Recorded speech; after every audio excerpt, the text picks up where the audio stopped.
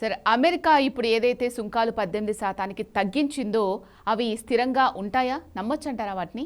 భారత అమెరికాల మధ్య వాణిజ్య ఒప్పందం కుదిరింది అని ట్రంప్ చెప్తున్నాడు. కుదిరిందని మోడీ చెప్పడం లేదు ఇప్పటికీ.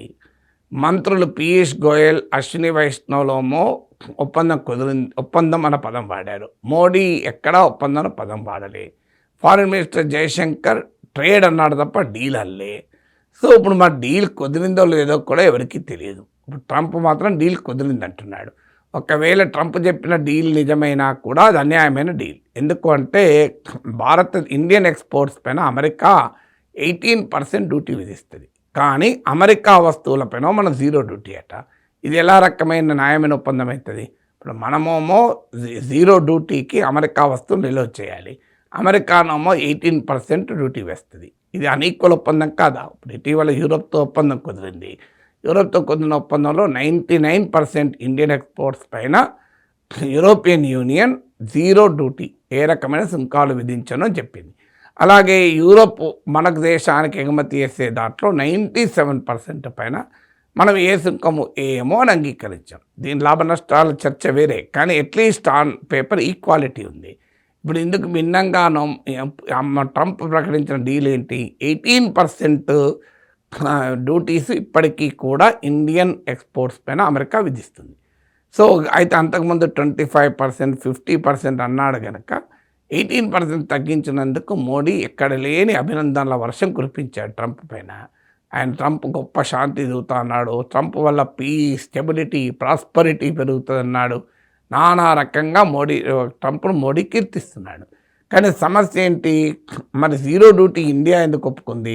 దీనికి ఆన్సర్ ఉండాలి కదా. దానిపైన మోడీ కానీ, పీయూష్ గోయల్ కానీ, అశ్విని వైష్ణవ్ కానీ ఎవ్వరు కూడా ఒక్క మాట చెప్పరు. మరి మీరు నిజంగానే 0 డ్యూటీకి ఒప్పుకున్నారా? ఒప్పుకుంటే వేటిపైన ఒప్పుకున్నారు, వేటిపైన ఒప్పుకోలేదు, క్లారిటీ ఉండాలి కదా. దీనికి తోడు $500 బిలియన్ అమెరికా వస్తువుల్ని ఇండియా కొంటుంది అని మోడీ హామీ ఇచ్చాడు అని అన్నారు. ఇందులో ఎనర్జీ, టెక్నాలజీ, అగ్రికల్చర్ కూడా చెప్పాడు. దీనిపైన ఇండియన్ గవర్నమెంట్ నుంచి క్లారిటీ లేదు. ప్రైమ్ మినిస్టర్ మోడీ ప్రస్తావన లేదు.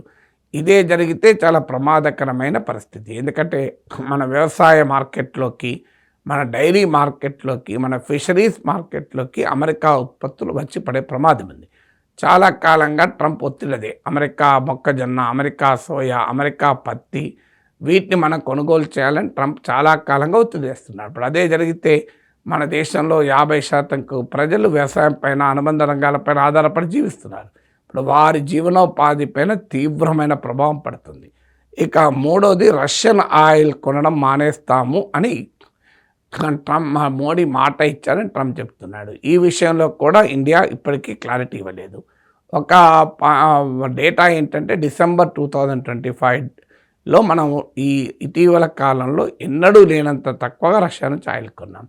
అలాగే అమెరికా నుంచి ఎల్పిజి కొనటానికి మనం అగ్రిమెంట్ చేసుకున్నాం. మరి దీన్ని బట్టి చూస్తే ట్రంప్ చెప్పింది నిజమే అనే అనుమానం కలుగుతుంది. అదే జరిగితే మనకి ఇప్పటిదాకా రష్యా నుంచి చీప్గా 4 ఏళ్ళుగా మనం ఆయిల్ కొంటున్నాం. అది ఇప్పుడు ఆగిపోతే ఆయిల్ ప్రైసెస్ పెరిగే ప్రమాదం ఉంటుంది. మన దేశ ఎకానమీ పైన ఇన్ఫ్లేషన్ పెరిగేటువంటి ప్రమాదం ఉంటుంది. దీనిపైన మన రష్యన్ ఆయిల్ కొనము అంటే రష్యాతో రిలేషన్స్ కూడా ఛాలెంజింగ్ అవుతుంది.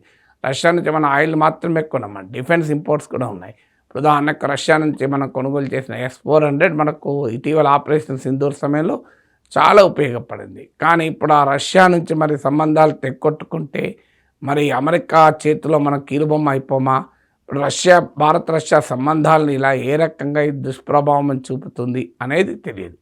సో అందువల్ల దీనికి తోడు ఇప్పుడు మన H-1B వీసాలు ఇట్లాంటి వాటిపై కూడా ట్రంప్ రెస్ట్రిక్షన్లు పెట్టాడు. మన స్టూడెంట్స్ ఆప్షనల్ ట్రైనింగ్ పైన, గ్రీన్ కార్డుల పైన, అన్నిటిపైన పెట్టాడు. $1,00,000 H-1B వీసా పెంచాడు. దాన్ని ఏం చేస్తాడో ఇంతవరకు ట్రంప్ చెప్పలేదు.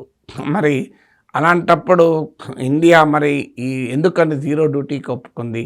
దీనివల్ల రేపు యూరప్ అబ్జెక్షన్ చెప్పదా? మరి మా దగ్గర మేము 0 డ్యూటీకి ఇద్దరము సమానంగా, ఇద్దరు కూడా వారి ఎగుమతుల పైన 0 డ్యూటీ బెనిఫిట్ పొందుతుంటే అమెరికా విషయంలో మీరు 18%కి ఎందుకు ఒప్పుకున్నారు అని యూరప్ ప్రెషర్ పెడితే మనకేంటి ఆన్సరు? అందువల్ల ఖచ్చితంగా వివరాలు లేవు. పార్లమెంటుకు చెప్పకుండా సోషల్ మీడియా ద్వారా ఒక ట్రేడ్ డీల్ అనౌన్స్ చేస్తే ఇంతకన్నా న్యాయం ఇంకోటి ఉంటుందా?